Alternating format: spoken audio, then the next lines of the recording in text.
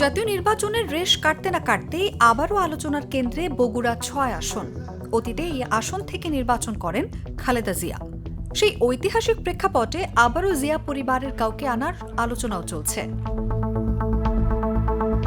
নির্বাচনে ২ আসনে জয়ী হওয়ার পর প্রধানমন্ত্রী তারেক রহমান ঢাকা ১৭ আসন রেখে বগুড়া ৬ ছেড়ে দেয় এখানে উপনির্বাচন অনিবার্য হয়ে উঠেছে।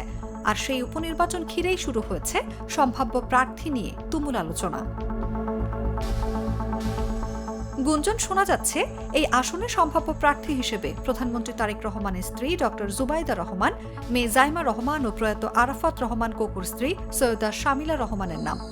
জেলা বিএনপি নেতারা বলছেন এই আসনের সঙ্গে জিয়া পরিবারের আবেগ জড়িয়ে আছে, তবে সরকার গঠনের পর বাস্তবতা বিবেচনা করেই সিদ্ধান্ত নেওয়া হবে।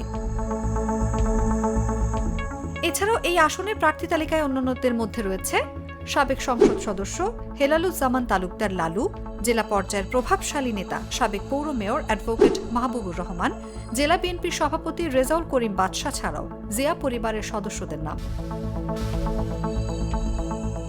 নাম প্রকাশে অনিচ্ছুক দলের কেন্দ্রীয় নেতারা বলছেন বগুড়া ৬ শুধু একটি আসন না, এটা দলের ঐতিহ্যের অংশ।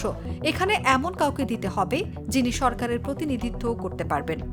তৃণমূল চায় এবার স্থানীয় পরীক্ষিত কাউকে দেয়া হোক। আন্দোলন সংগ্রামে যারা ছিলেন তাদের মধ্য থেকেই প্রার্থী আসা উচিত।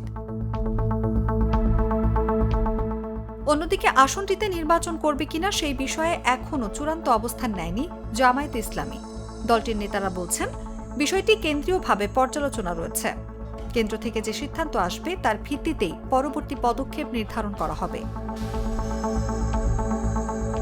দীর্ঘদিন ধরে বিএনপির ঘাঁটি হিসেবে পরিচিত বগুড়া ৬ আসন, তাই এখানে কাকে মনোনয়ন দেয়া হবে সেটি শুধু একটি উপনির্বাচনের সিদ্ধান্ত হিসেবে নয়, বরং সরকারের রাজনৈতিক বার্তা হিসেবেও দেখা হচ্ছে। নিউজ ডেস্ক, জাগো নিউজ।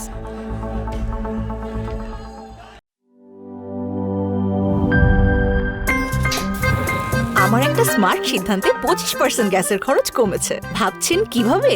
সাধারণ গ্যাস স্টোভ বদলে আমি এনেছি আরএফএল গ্যাস স্টোভ। এর সাইন্টিফিক নজল ও ব্রাস বার্নার ক্যাপ সমানভাবে তাপ ছড়িয়ে রান্না করে দ্রুত, তাই গ্যাসও বাঁচায় 25%, টাকাও বাঁচে 25%। আরএফএল গ্যাস স্টোভ নিরাপদ ও গ্যাস সাশ্রয়ী।